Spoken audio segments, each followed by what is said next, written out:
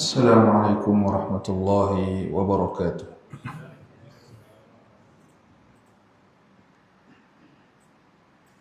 الحمد لله والصلاة والسلام على رسول الله وعلى آله وأصحابه ومن تبع هداه. فإن أصدق الحديث كتاب الله وخير الهدى هدى محمد وشر الأمور محدثاتها. اللهم صل على نبينا محمد وعلى آله وأصحابه ومن تبعهم بإحسان إلى يوم الدين. أما بعد،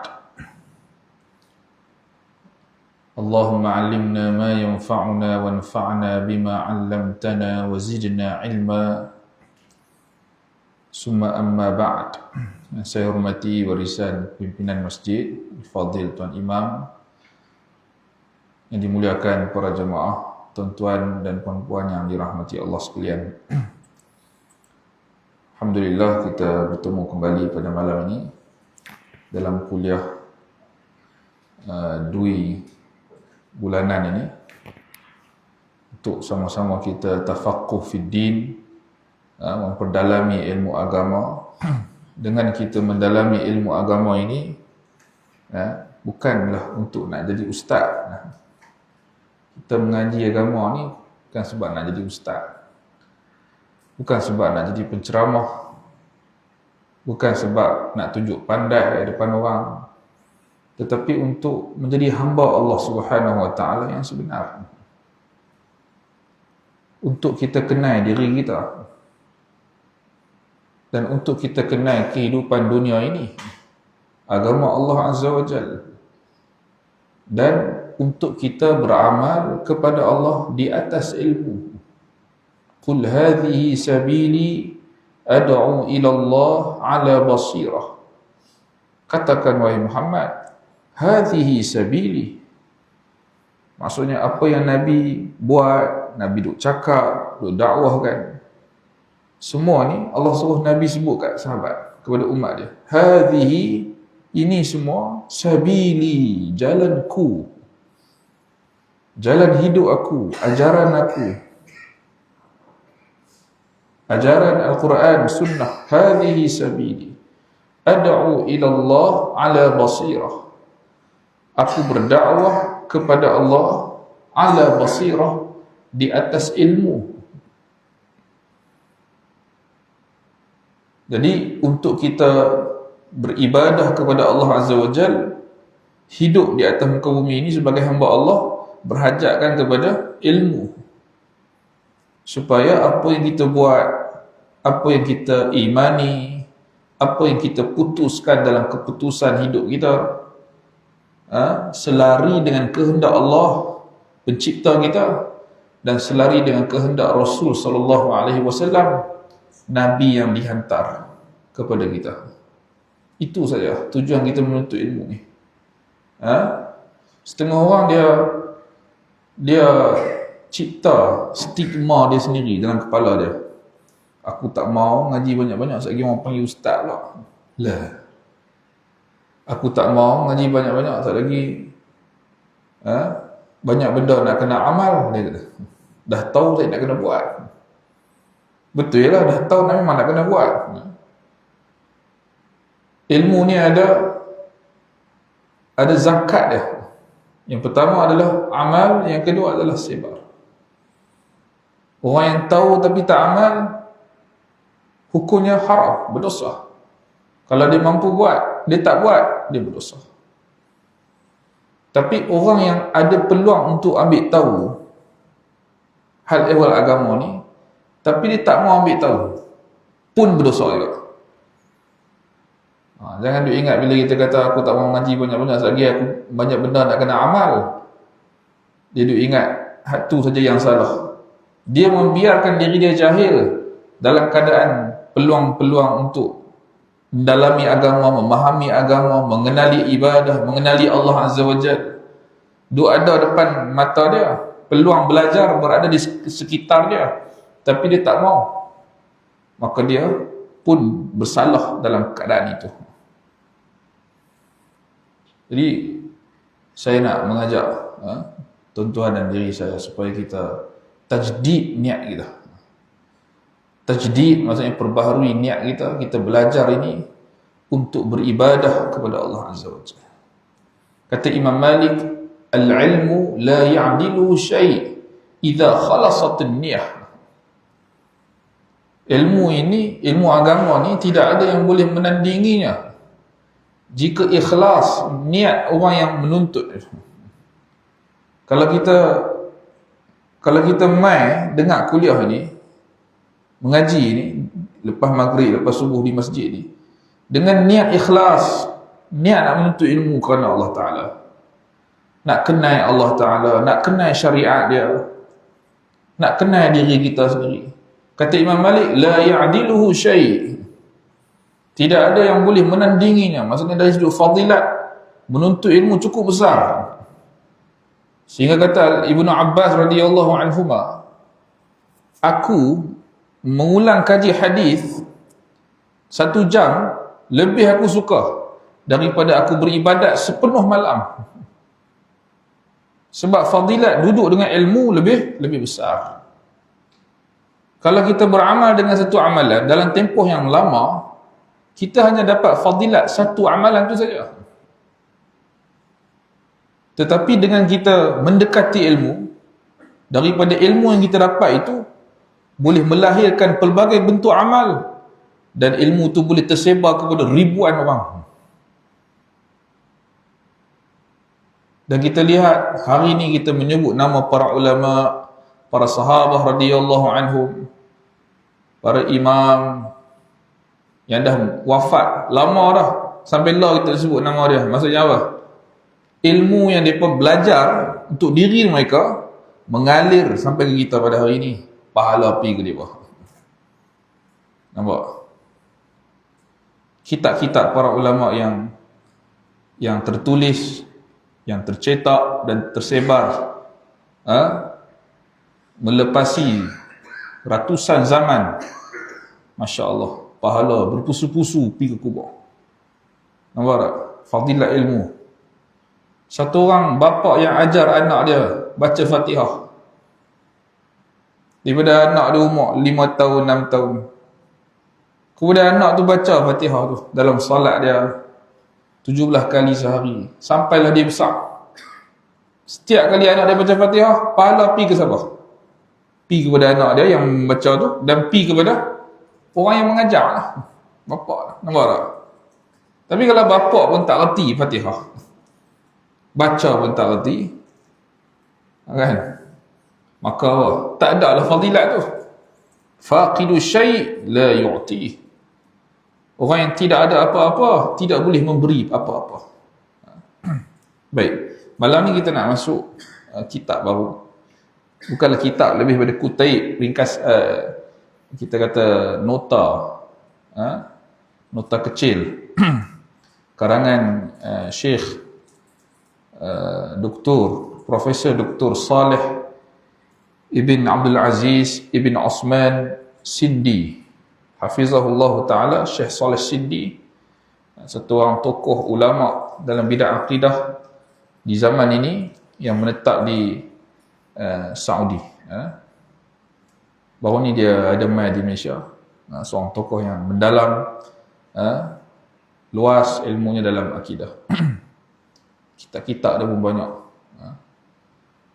Sekarang ni alhamdulillah dengan nikmat PDF ni, kita boleh kecapi kitab-kitab dia, walaupun tidak secara fizikal.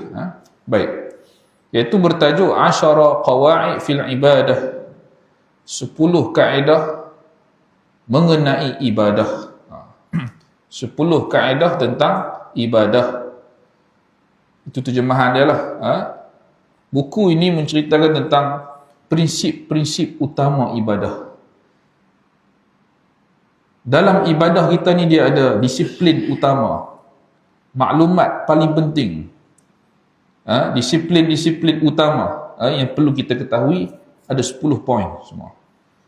Jadi saya rasa molek untuk kita bahaskan tajuk ini, di samping mungkin menjadi satu persiapan untuk kita ulang kaji makna ibadah ini, dan kita pun menjelang masuknya Ramadan, yang mana Ramadan nanti kita akan melakukan banyak amal ibadah. Jadi kalau tak faham prinsip-prinsip utama ibadah, memang akan memberi kesan kepada ibadah amali kita. Berbeza dengan orang yang faham prinsip-prinsip ini. Baik. Berkata Syekh Saleh Sindi hafizahullah ta'ala,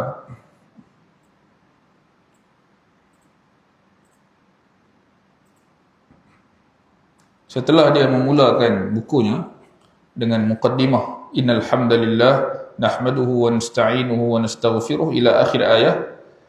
Kemudian kata Syekh, ahammul mawdu'at allati yanbaghi an ya'taniya al-muslim biha kaifa la yakunu al-amru kadhalik wal ibadatu hiya al-ghayatu allati khalaqaka Allah ya 'abdallah min ajliha. Antara topik yang paling penting, kata dia, yang sepatutnya diberi perhatian oleh seorang Muslim, kaifa la yakunul amru kadhalik, bagaimana perkara ini tidak sedemikian. Kerana dia kata al-ibadatu hiyal ghayatu allati khalaqaka Allah ya 'abdallah min ajliha. Sedangkan ibadah itu, tajuk kita ni, prinsip ibadah ni, bagaimana tidak benda ni penting, dia kata, sebab ibadah ni adalah tujuan Allah Ta'ala ciptakan kamu. Al-ghayatul lati khalaqaka Allah ya 'abdallah. Ibadah ini bagaimana tidak, tajuk ini penting, dia kata, sebab ibadah itu adalah tujuan Allah ciptakan kamu, wahai hamba-hamba Allah.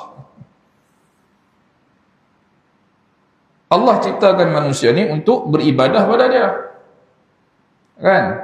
Wa ma khalaqtul jinna wal ins illa liya'budun. Lam di sini bagi lam ta'lil, lam litta'lil lil ghaiyah, untuk menjelaskan maksud.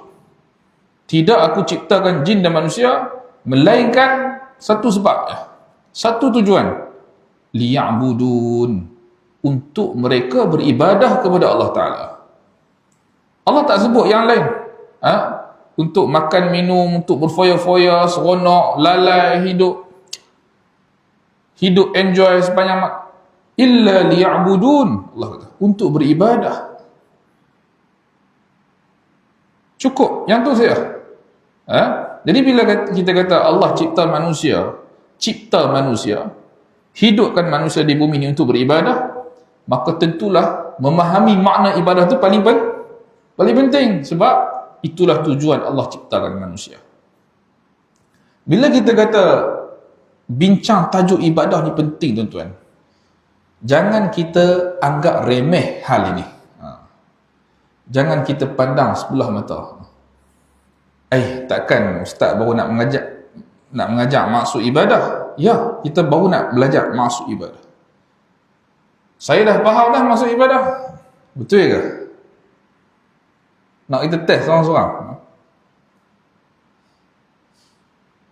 Saya duk tengok kadang-kadang kita, sebahagian kita, duk rasa macam benda-benda yang kita nampak macam basic dalam agama ni, kita dah selesai tajuk tu.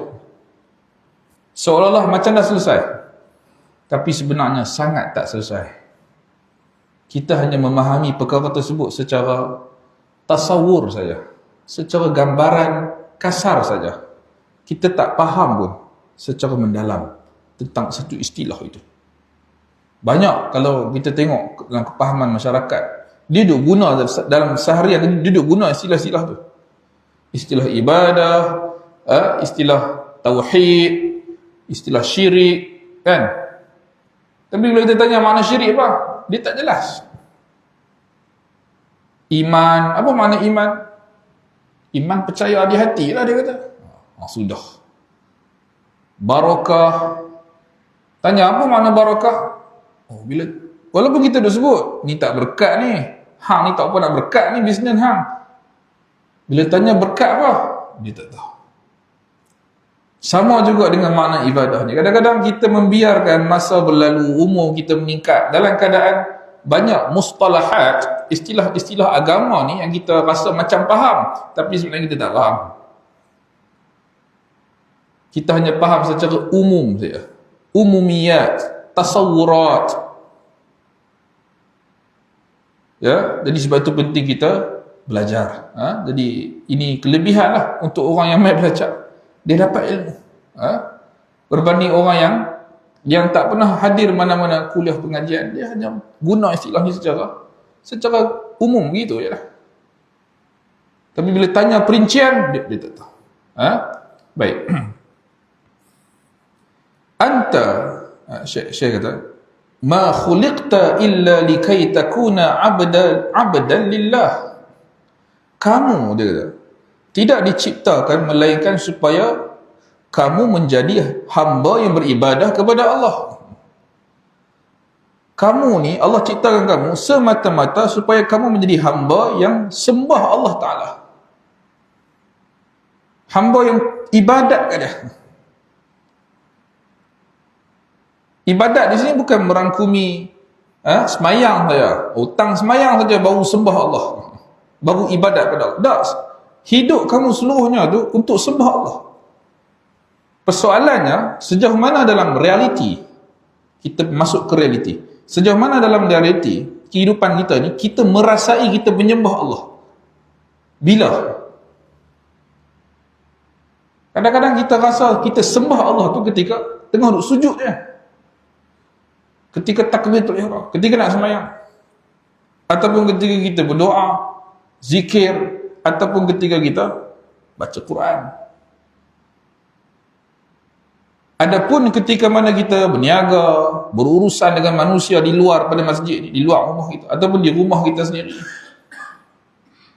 tuan-tuan rasa tuan-tuan duk menyembah Allah ke tidak? Ini persoalan.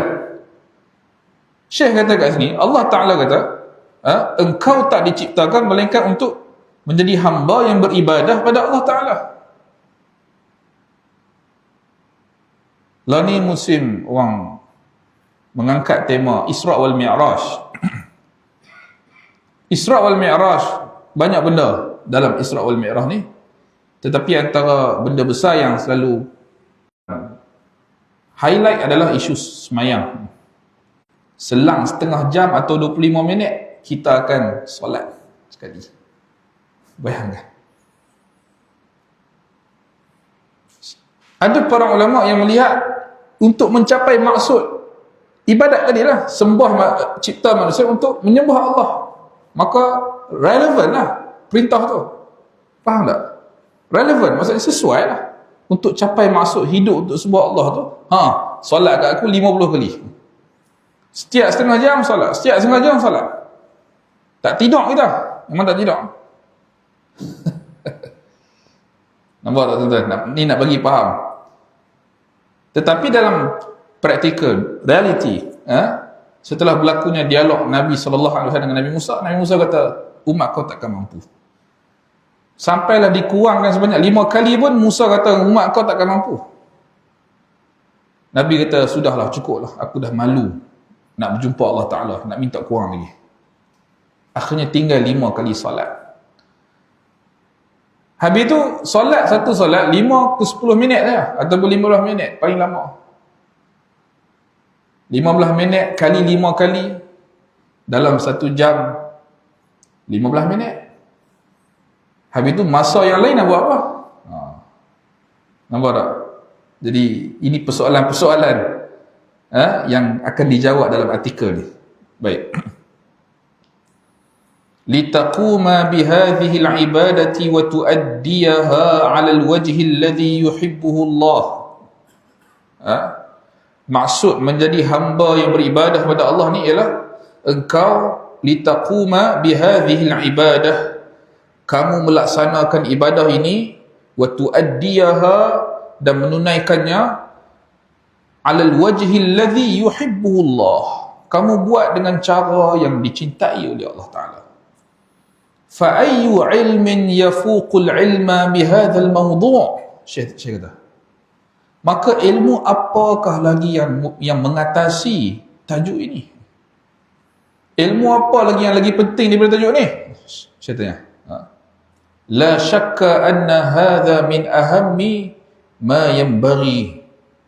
Tidak syak lagi, dia kata, bahawa tajuk ini termasuk perkara yang paling penting yang perlu diberi perhatian. Wa hadha al-fiqhu min a'zami al-fiqhi alladhi yanbaghi an tahrisa alaih. Dan al-fiqh maksudnya kepahaman yang mendalam terhadap makna ibadah ini dan prinsip-prinsip ibadah ini di antara kepahaman yang paling agung yang sepatutnya engkau bersungguh-sungguh antahrisa alaih, engkau menjaganya. Tajuk ni, tajuk paling penting. Engkau kena serius faham tajuk ni dan jaga betul-betul. Maksudnya amal betul-betul. Lepas dapat ni, amal betul-betul. Ni tajuk paling besar. Bila kita beli barang, tuan-tuan, beli satu mainan atau beli satu barang teknologi, benda paling penting sekali sebelum kita beli, persoalan paling penting yang perlu dijawab adalah, ni barang apa? Dia digunakan untuk apa? Kita takkan beli barang yang kita tak tahu nak guna untuk apa. Betul tak? Tengok satu barang di supermarket, di mall, tengok, benda apa ni? Beli pi lah. Tak ada. Kita mesti akan cari dulu ni datang apa. Setelah kita tahu apa fungsi dia, kita akan ukur pula dengan kehidupan kita. Aku perlu ke tak perlu benda ni? Menjawab ataupun memudahkan, menyelesaikan masalah aku ataupun tidak. Fungsi daripada barang tersebut. Setelah kita dapati fungsi yang dia ada itu boleh menyelesaikan masalah hidup kita pada sudut tertentu, baru kita beli. Betul tak? Jadi ini ilmu paling penting. Tujuan Allah ciptakan manusia untuk ibadah. Kalau tak faham makna ibadah, kita nak hidup macam mana? Faham tak? Wa qabla an nabda'a fi mudarasati hadhihi risalah, uhibbu an uqaddima bimuqaddimatin tatadammanu qawa'ida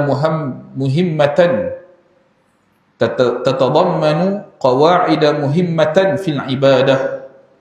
Sebelum kita memulakan pembelajaran tentang risalah ini, suka untuk aku kemukakan satu muqaddimah, satu pendahuluan yang membincangkan tentang kaedah-kaedah penting berkaitan ibadah, prinsip-prinsip penting berkaitan dengan ibadah. Hadhihi 10 qawaid ihtaju an takuna minka ala dhikr. Ini adalah 10 kaedah, 10 prinsip penting yang perlu engkau sentiasa ingat. Saya kata, hatta tafhama kalam Syekhul Islam rahimahullah, sehinggalah engkau benar-benar dapat memahami kalam Syekhul Islam Ibn Taymiyah tentang definisi ibadah. Supaya engkau betul-betul faham definisi ibadah yang disebut oleh Syekhul Islam Ibn Taymiyah.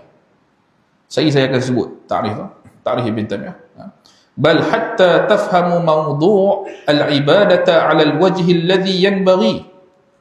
Bahkan supaya engkau memahami hakikat ibadah dengan kepahaman yang sepatutnya. Wa hadhihi al-qawa'id sa'adhkuruha 'ala rasmil ijaz. Dan kaedah-kaedah ini akan aku sebutkan secara ringkas. Wa tafsil hadhihi al-qawa'id sayati fi thanaya hadhihi risalah insya-Allah. Dan perincian kaedah-kaedah ini akan datang dalam helaian-helaian risalah berikutnya insya-Allah. Okey. Semua 10 prinsip kaedah yang Syekh bawa ini adalah dalam rangka untuk kita memahami ta'rif ibadah yang disebut oleh Syekhul Islam Ibn Taymiyah rahimahullah. Ibn Taymiyah di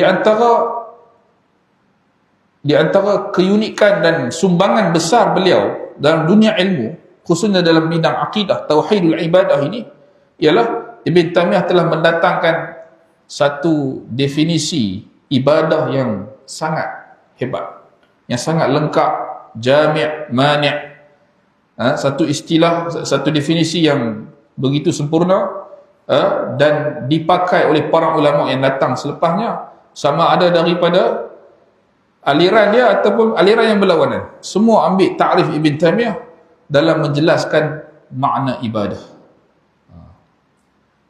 Makna ibadah ni para ulama dalam kitab-kitab mereka sebelum itu mendatangkan pelbagai bentuk definisi. Tapi bila mai Ibn Taymiyah dia telah definisikan makna ibadah yang cukup cantik. Sehingga ulama yang sezaman dengan dia yang datang selepasnya bila nak takrifkan ibadah, dia pun ambil kalam Ibn Taymiyah. Jadi Ibn Taymiyah telah bawa satu tajdid dalam ta'rif ibadah. Pembaharuan dalam mentakrifkan ibadah. Baik. Apa kata Ibn Taymiyah tentang makna ibadah? Dia kata ibadah ni penting. Ini penting. Duk sebut ibadah, aku nak ibadat.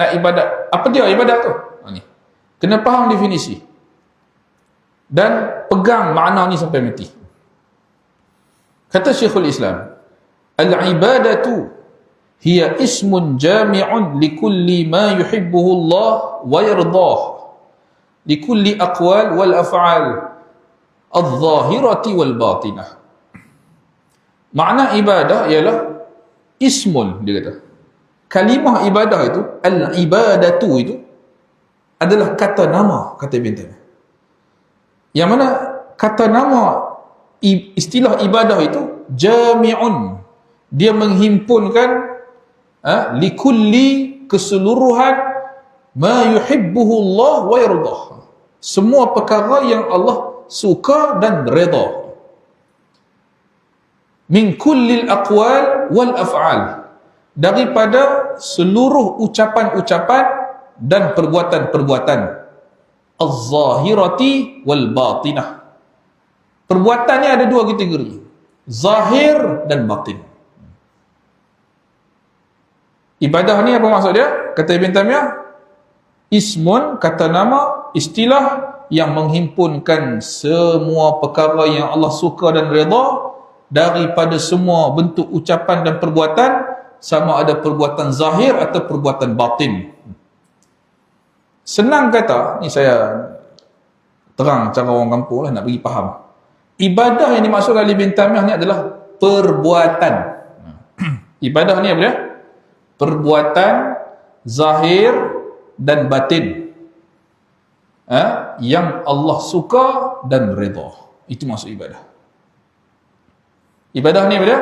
Seluruh perbuatan zahir dan seluruh perbuatan batin yang Allah suka dan redha. Apa-apa perbuatan.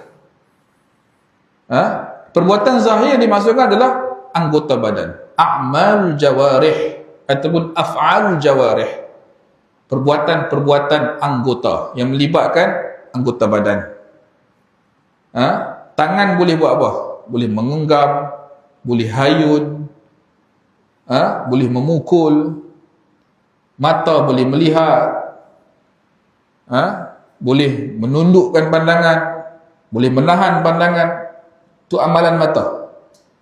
Telinga boleh mendengar, boleh menahan pendengaran, kaki boleh. Jadi amalan-amalan yang Allah suka dan redha ni boleh dibuat dengan dua cara. Pertama, amalan anggota, daripada anggota kita, seperti tangan yang masukkan duit ke dalam tabung masjid, kan? Sedekah ni apa dia? Perbuatan yang Allah suka dan redha, betul tak? Dia mai daripada amalan apa? Amalan tangan lah. Tangan tu yang ambil duit tu masuk. Jadi dia termasuklah amalan zahir kat situ. Orang pergi haji, kan? Orang pergi haji guna apa? Nak guna apa? Kena guna badan. Badan tu kena pergi sana. Kena langkah kaki, naik kapal terbang, pergi sana. Terbang pergi sana. Daripada tawaf ifadah, tawaf qudum, kan? Sa'i haji, lepas tu kita bermalam daripada Mekah, Masjidil Haram tu, pergi ke Mina, daripada Mina pergi ke Arafah, daripada Arafah pergi Muzdalifah pergi ke Mina balik, melontar jamrah pada hari tasyrik. Jadi ini semua memerlukan badan, telinga, mata. Ini sebagai amalan zahir. Dan di sana ada juga amalan batin yang Allah suka dan redha. Amalan batin maksudnya amalan a'mal qulub, amalan hati.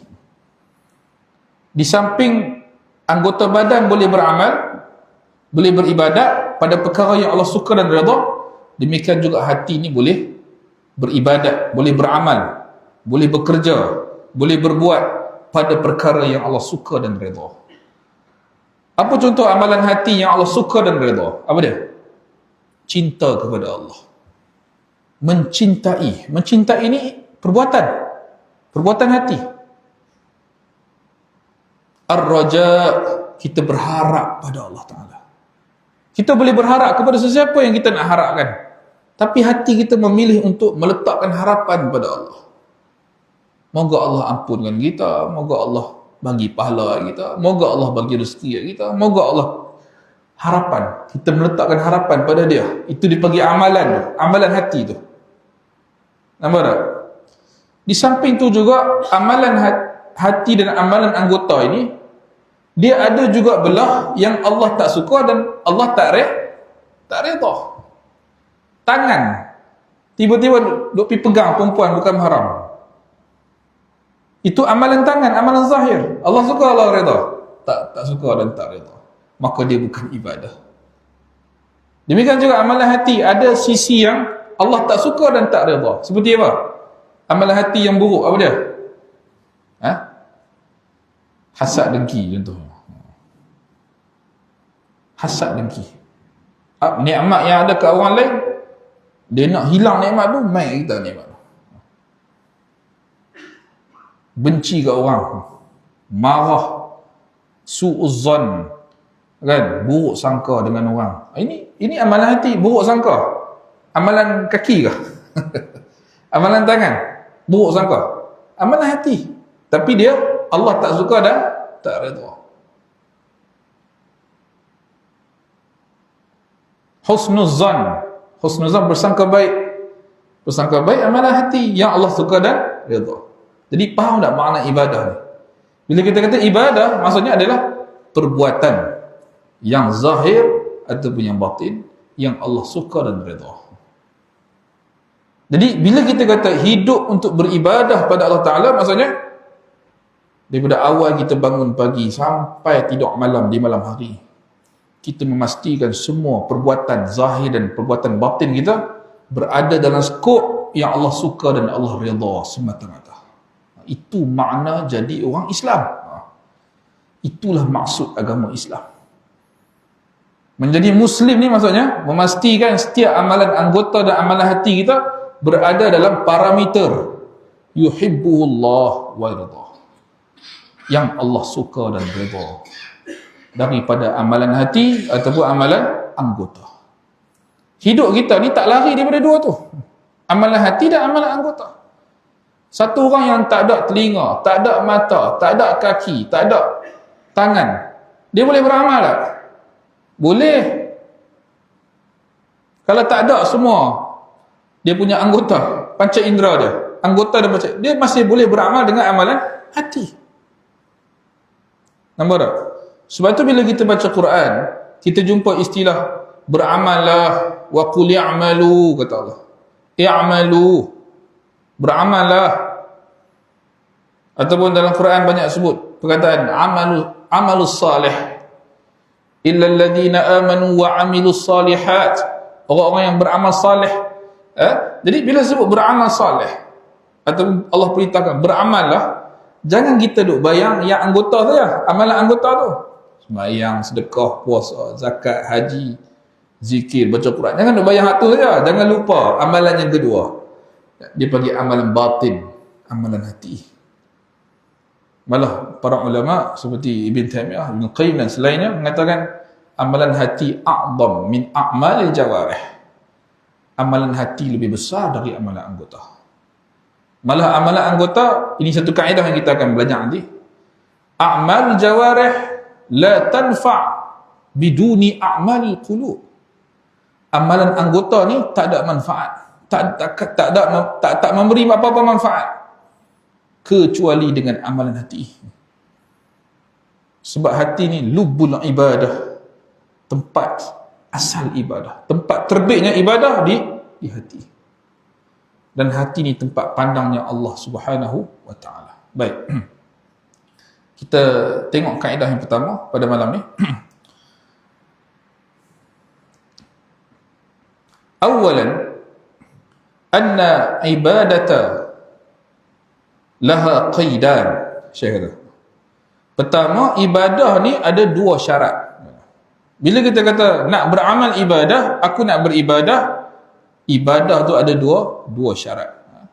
Wa qad dzakara hadainil qaidain Syekhul Islam rahimahullah fima sami'tum fi at-ta'rif alladhi dzakarahu qabla qalil hina 'arrafa al-ibadah bi annaha ismun jami'un likulli ma yuhibbuhu Allah wa yardah.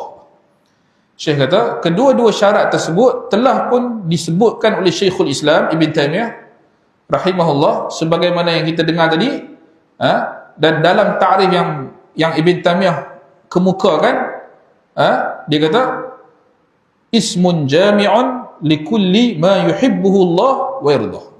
Ibn Taymiyah kata ibadah ni adalah satu nama yang menghimpunkan ataupun yang merangkumi segala sesuatu yang dicintai Allah dan diredainya. Apa dia dua syarat ibadah tu? Hak ujung tu, iaitu semua perkara yang Allah suka dan yang Allah redha. Ini dua syarat. Syarat sesuatu perbuatan itu jadi ibadah, syarat dia adalah perbuatan itu mesti Allah suka. Yang kedua, perbuatan itu mesti Allah redha terhadapnya. Redha di sini bermakna Allah Ta'ala telah mensyariatkan. Kita akan sebut. Idzan, Syekh kata, maka al-ibadatu la takunu ibadatan illa biijtima'i hadzainil qaidain. Maka ibadah tidaklah menjadi ibadah melainkan dengan terhimpunnya dua syarat ini. Ay yakuna hadza syai'un mimma yuhibbuhu Allah wa ayyakuna mimma syara'ahu li'ibadih. Hendaklah perkara tersebut termasuk dalam apa yang dicintai oleh Allah ataupun disukai oleh Allah, dan hendaklah perkara tersebut, amalan tersebut termasuk dalam apa yang telah disyariatkan oleh Allah kepada hamba-Nya. Itu maksud redha. Allah Ta'ala suka amalan tu dan Allah Ta'ala redha. Maksudnya Allah Ta'ala syarakkan, telah undang masuk dalam dalam dia punya silibus ibadah dalam Islam. Benda tu mesti mendapat keizinan yang Allah Ta'ala datangkan secara nas. Amalan itu diredai, yang disyariatkan oleh Allah Subhanahu wa Ta'ala. Ini syarat sesuatu perbuatan itu jadi ibadah. Baik. فَإِذَا أَرَدْتَ أَنْ تَعْرِفَ هَلْ هَذَا الْقَوْلِ أَوِ الْفِعْلِ ibadah am laysa kadzalik fanzur ahuwa mimma yuhibbuhu Allah wa syara'ahu li'ibadihi in kana dzalika kadzalik fahadha al-amru ibadah. Syekh kata, jika engkau nak mengetahui sama ada sesuatu perkataan yang diucapkan, perbuatan yang orang buat ataupun yang kita buat itu merupakan ibadah atau tidak, fanzur, perhatikan, Syekh kata, adakah perbuatan itu daripada perkara yang Allah suka dan Allah syariatkan kepada hamba-Nya, ataupun sebaliknya. Kalau perbuatan itu Allah suka dan Allah telah syarakkan, maka perbuatan itu adalah ibadah. Ini kaedah yang pertama. Dua syarat ibadah itu apa dia? Allah suka amalan tu. Yang kedua, ada bukti bahawa amalan itu disyariatkan kepada para hamba, baru dia jadi ibadah. Nampak tak tuan-tuan? Baik, amalan yang Allah Ta'ala syariatkan ni nak tengok kat mana? Amalan yang Allah Ta'ala suka, macam mana kita nak tahu amalan yang Allah suka tak suka, Allah syariatkan ataupun tidak? Nak tengok kat mana? Tentulah melalui Rasulullah sallallahu alaihi wasallam. Ibadah ini mesti datang daripada Rasulullah sallallahu alaihi wasallam. Hadis-hadis Nabi sallallahu alaihi wasallam. Dan datang daripada Al-Quran yang Nabi sallallahu alaihi wasallam bacakan kepada kita. Apa yang menjadi ibadah, apa yang tidak menjadi ibadah. Jadi sebab itu hidup ini tuan-tuan, ini tajuk paling penting sekali. Mengklasifikasikan di antara sesuatu amalan itu ibadah atau tidak. Allah suka ke Allah tak suka. Apa hukum amalan ini? Haram ke, makruh ke, harus ke, sunat ke ataupun wajib? Penting kita kena tahu. Daripada sekecil-kecil benda. Kalau kita tak tahu, kan? Kalau kita tak tahu perbuatan kita tertentu, apa hukum dia? Cepat-cepat pergi tanya orang yang tahu. Pergi rujuk para asatizah, para ulama, supaya kita tahu amalan itu termasuk ibadah ataupun tidak. Nak pastikan tindakan-tindakan kita ini memenuhi tujuan Allah Ta'ala jadikan kita. Saya selalu buat contoh. Satu orang yang beli satu barang, kita beli mainan untuk cucu kita. Tuan ada cucu dah? Tok Wan beli mainan kat cucu. Cucu kecil lagi, umur 2 tahun. Cakap pun tak boleh lagi. Dia mana tahu mainan yang kita beli tu untuk apa? Dia tak tahu. Setelah kali dia ambil, dia baling ke dinding, dia pergi seret kat apa? Kat lantai rumah, dia duduk atas tu, sagi main umur 3 tahun, 4 tahun, dia pegang, dia hentak dekat meja makan, pecah. Apa jadi? Benda tu dicipta untuk hiburan, dimainkan. Mungkin mainan tu dia adalah fungsi dia, boleh keluar lampu, boleh keluar lagu, boleh bergerak kan. Tapi bila kita tak tahu tujuan dia diciptakan, kita pergi guna kepada selain dia, apa jadi? Rosak lah. Matematiknya macam tu lah tuan-tuan. Maksudnya hidup kita ni kalau terkeluar daripada kerangka ibadah, kan, kita duk biar buat je. Tengok ramai buat, kita pun buat. Ibadat tak ibadat, biar pergi ya. Tak ada apa pun. Hakikatnya kita akan rosak. Kita akan binasa. Dan kebahagiaan hidup terletak kepada orang yang paling menyempurnakan ibadah dalam kehidupan seharian dia, dalam semua segi. Inilah kebahagiaan hidup.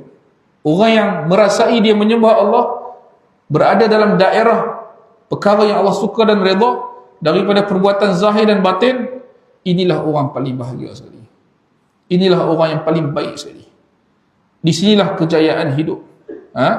Jadi Islam menuntut kepada kita semua untuk jadi orang yang seperti ini. Wallahu a'lam, sebagai lontaran awal lah pada malam ini untuk kita nak baca risalah ni.